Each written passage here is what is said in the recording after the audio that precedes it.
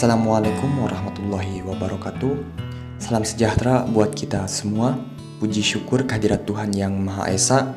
Semoga kita semua dalam keadaan sehat selalu, amin. Saya buat video kali ini bersama rekan-rekan dan semata-mata hanya untuk pemenuhan tugas saya sebagai mahasiswa di Institut Manajemen Wiyata Indonesia.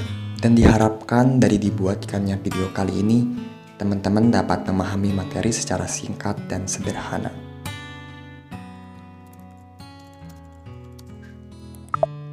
Secara sederhana, manajemen sumber daya manusia atau MSDM adalah suatu ilmu atau cara bagaimana mengatur hubungan dan peranan sumber daya atau tenaga kerja yang dimiliki oleh setiap individu secara efisien dan efektif, serta dapat digunakan secara maksimal sehingga tercapai tujuan.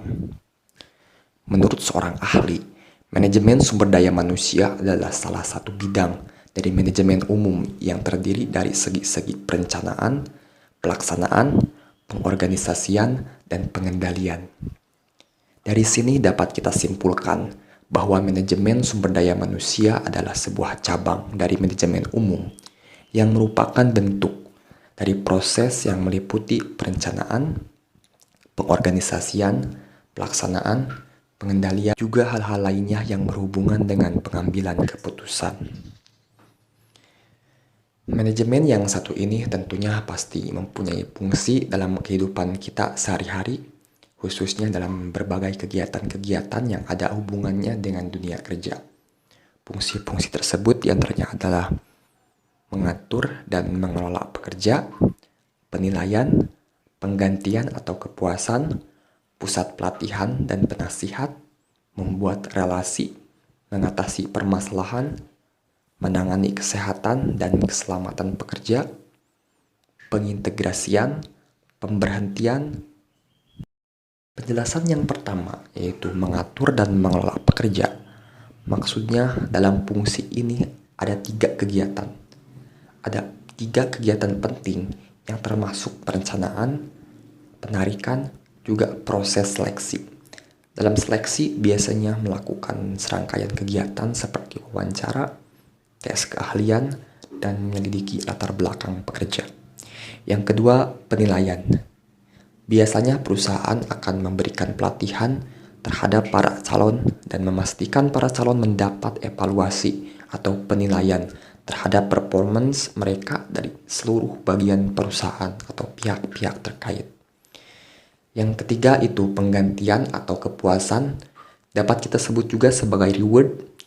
Kaitannya yaitu dengan penggantian akan kinerja yang telah dilakukan oleh para sumber daya manusia, di mana berhubungan juga dengan kepuasan yang diterima oleh perusahaan. Yang keempat, pusat pelatihan dan penasihat, yaitu untuk membantu pihak manajer dalam membuat program-program pelatihan baik untuk calon karyawan atau juga karyawan lama demi menghasilkan kinerja yang lebih berkualitas. Yang kelima, membuat relasi. Bagian ini biasanya memiliki tugas untuk membangun relasi seperti melakukan negosiasi dengan pihak perserikatan pekerja. Yang keenam, mengatasi permasalahan. Berfungsi sebagai pencari solusi dari masalah-masalah yang terjadi atau personal research. Contohnya seperti para pekerja atau karyawan tidak hadir dan terlambat datang terlalu sering.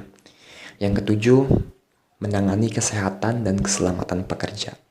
Artinya di sini sebagai pencipta kondisi yang aman dan sehat. Aman dan sehat maksudnya menghindari hal-hal yang tidak diinginkan dan berisiko seperti kecelakaan yang dialami pekerja. Integrasian. Maksud dari integrasi di sini adalah menyatukan kepentingan perusahaan dengan kebutuhan karyawan. Kalau integrasinya bagus, tentu kerjasama akan lebih menguntungkan lagi bagi kedua belah pihak. Yang terakhir adalah pemberhentian. Yang ini biasanya disebut PHK atau pemutusan hubungan kerja, yaitu untuk memutus atau mengakhiri kontrak hubungan kerja antara perusahaan dengan karyawan, yang biasanya disebabkan oleh suatu hal yang menyebabkan hak dan kewajiban antar perusahaan dengan karyawan berakhir. Selanjutnya, tujuan manajemen sumber daya manusia.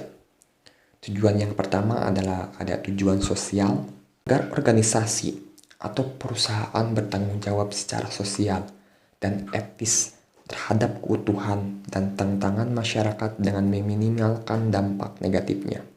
Yang kedua itu tujuan organisasi, sasaran formal yang dibuat untuk membantu organisasi mencapai tujuannya.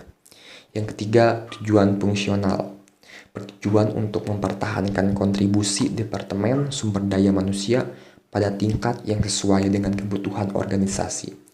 Yang terakhir itu tujuan individual, tujuan pribadi dari tiap anggota organisasi atau perusahaan yang hendak mencapai melalui aktivitasnya dalam organisasi. Selanjutnya itu pendekatan. Pendekatan manajemen sumber daya manusia. Yang pertama itu ada pendekatan mekanis atau klasik. Yang kedua itu pendekatan paternalisme atau paternalistik. Yang ketiga itu pendekatan sistem sosial, human relation. Nah, dari sini proses. Kita lanjut ke proses tahapan. Proses tahapan manajemen sumber daya manusia. Yang pertama itu ada rekrutmen atau pengadaan, yaitu suatu proses kegiatan mengisi formasi yang lowong, mulai dari perencanaan, pengumuman, pelamaran, penyaringan, sampai dengan pengangkatan dan penempatan. Yang kedua itu maintenance atau pemeliharaan SDM yang disertai dengan ganjaran atau reward system akan berpengaruh terhadap jalannya organisasi. Yang terakhir itu development, yaitu sumber daya manusia yang ada di dalam suatu organisasi perlu pengembangan sampai pada taraf tertentu sesuai dengan perkembangan organisasi. Mungkin itu saja yang dapat saya sampaikan di pembahasan kali ini.